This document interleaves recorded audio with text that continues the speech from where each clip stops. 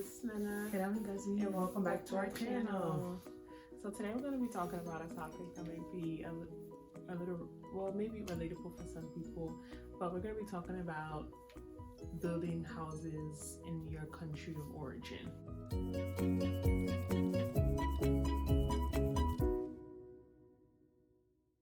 Okay, it's because this is a topic, especially now we're approaching holiday season. I know a lot of people are going back home, and this is a topic me and my mother argue about at least once a week. We actually talked about it this morning, and I feel as if people don't want to admit the fact that most of the reasons why they build houses back home is for competition. It really has nothing to do with investment or because Everyone that's says their they're going to land, retire. they're going to retire. You're not going. You've been here how many years? You're not going nowhere. Like, I don't buy that. That's BS. And I just feel like just admit it. Like, you know, nothing's wrong with that. Same reason why most people buy Gucci, because they want to fit in. Most people are buying red bottoms because they want to feel as if they belong. It's competition. It's competition. Like, a lot of things we do, we don't do it for like these real reasons. We really think we're doing it for, oh, we love the design, or we love the quality. There's high quality things that cost half the price of all the designers that people will never buy. Why? Because it doesn't make them stand out. They want to feel as if they belong. And I feel like the same thing applies to when it comes to building houses back home. And again, me and my mother talked about it even this morning, and I was like, I think you're misunderstanding the point I'm trying to make. What I'm saying is that if you still have a mortgage in your country where you live, you still have a car note, you're still paying student loans, you have all these other bills, building a house back home should be the last thing on your mind. That's just my opinion personally. Like right now, for example, that's like me saying I've been to Jamaica like a few times. Tomorrow, if I sit here and say I want to go build a vacation house in Jamaica, everyone around me is going to come for me. My mother's going to say I'm crazy. People are going to tell me I'm wasting money. People are going to tell me that, oh, blah, blah, blah, I have student loans. Shouldn't I use that money? But why don't they feel the same way when it comes to people building houses in their country that they go to once maybe every 2 to 3 years? And that's the point you have to hit on the nail. Number one is not, people always get, cost does not necessarily make something a waste. It's your usage. You could buy something for $5 to waste of your money because you never use it. $1. You could buy something for $1 that's a waste because you don't use it. So you can't always, of course it's better to waste less money, but cost is not always indicative of whether it's about your usage. So let's say someone builds a house in, let's give an example, our families from Nigeria. So let's say they build a house in Nigeria, but they go to Nigeria every 2 months. If they calculate that hotel they'll be paying for every 2 months for 2 weeks at a time or a week at a time, in a couple of years, they technically could have a small little house. So that's not necessarily a waste. To me, I look at as the waste is, number one, how are you living in the country that you're currently living in? So it takes us back. We always been talking about this, but this is coming off of the little, I don't know, people got the WhatsApp forward, the guy, 7-minute King, Bright, he made a 7-minute video about Africa and how building a house there is a waste, your kids don't want to go there. So this is stemming basically off of his whole little rant, which I agree with 100%, is that people are building these houses, and to even go into the house, a lot of them are even scared. Because they feel as if, oh, people are going to rob them or this, that, kidnappers is not safe. So why are you building a house somewhere that you don't feel safe in? It's competition. That doesn't make any type of sense. Why would you put a house there? Or people are building houses and they're renting in America. They're renting in London. They're renting in Canada. They don't own a house where they're currently living in. So that's backwards. You think you're going to go and live in that house and leave where you are to go live there? You're lying to yourself. Of course, it is easier for people to save money to go back home because the dollar or the pound or whatever euro is so strong. But in America, you can't buy a house for $50,000. Nothing even close. Even if you go to the most rural spot, you can't get a house for $50,000. So I think that's what. If it's not only Nigerians, Indians do it. A lot of everyone basically does it that is not from America. It's a very common thing. Because the foreign currency is so strong compared to these other countries, you could literally take $50,000 and build a really big house, a really nice house. So a lot of people may have the mentality like, oh, I'm never going to be able to afford a house where I am now. So why not have a house in Africa? Or they tell themselves, I'm going to retire there, which is another stupid excuse I hate hearing. No one is retiring there. If you've lived, that's what the guy was saying in his video, the where you pay your taxes is where you're from. You are used to being here. It's different for someone that came here maybe for a few years. You all know in the back of your mind, I'm going to go back. You just come in here for whatever personal business or something you're doing. If you've been here 20, 30, 40 years, you can't go back there and retire. And when I say you could go there and stay for extended periods of time, but I'm saying to really live there, you can't do it. It's a different life. You're not used to it. I feel like I'm even more comfortable in Nigeria than my mom. Like seriously, I haven't been in Nigeria even up to 3 weeks at a time. Once you've been in a different system, you're used to a system that works. You're used to certain type of things, certain amenities. It's hard. It's almost like going backwards.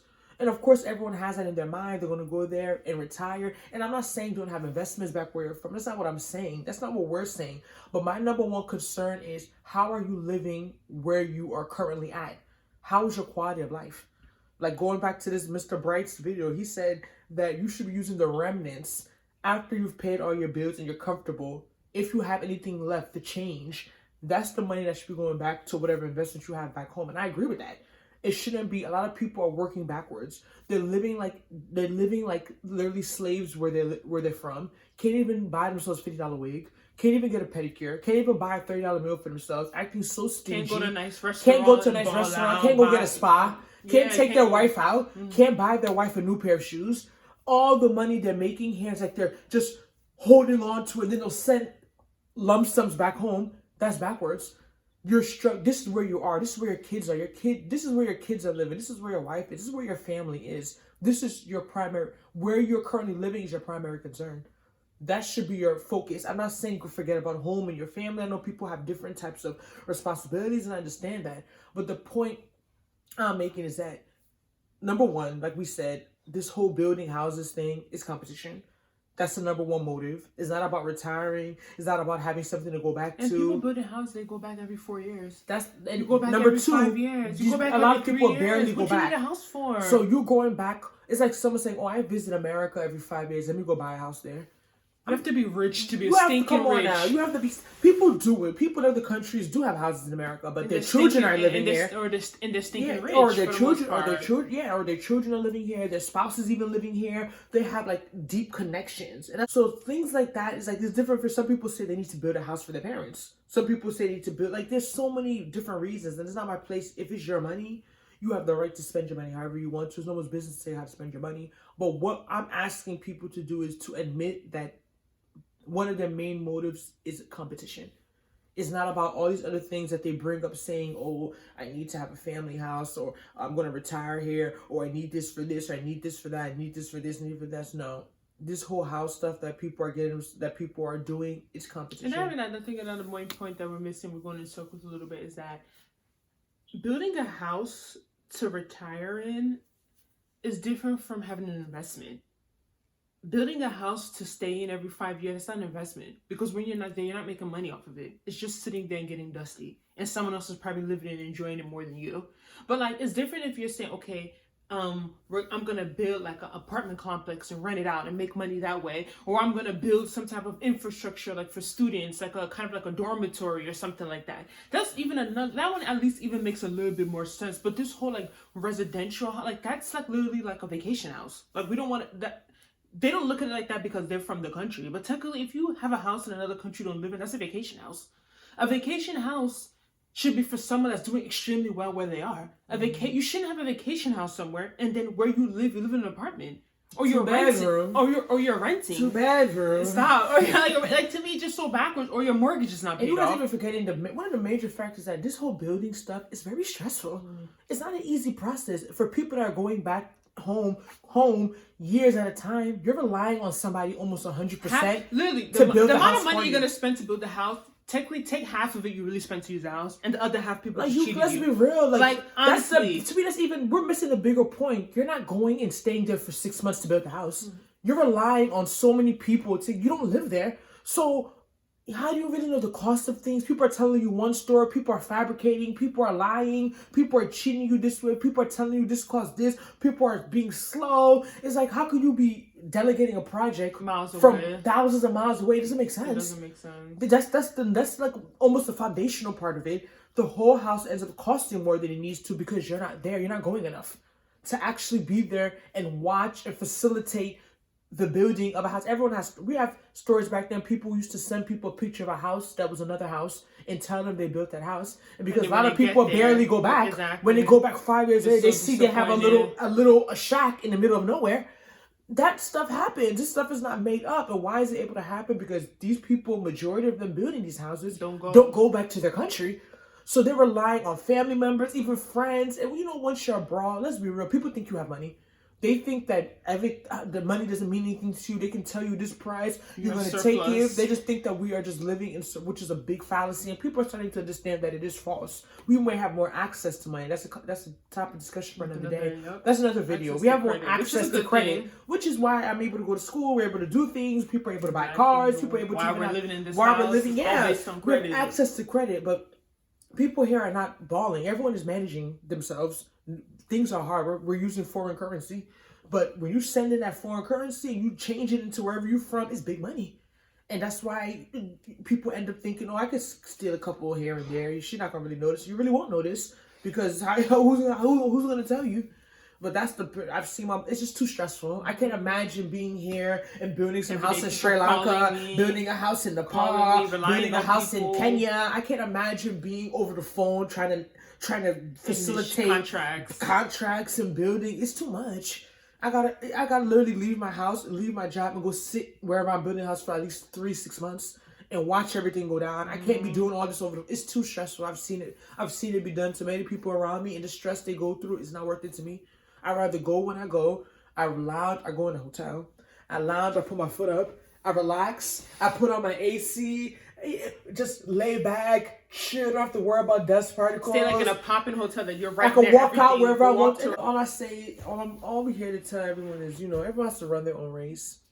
And you can't, don't let other people, and this for anything, don't let other people make you feel you need to keep up and or do dumb something stuff that you really care about. Like, I've had this friend, I'm not going to name no names, someone that recently did all this after was like, I didn't really need a house. Why did I build this?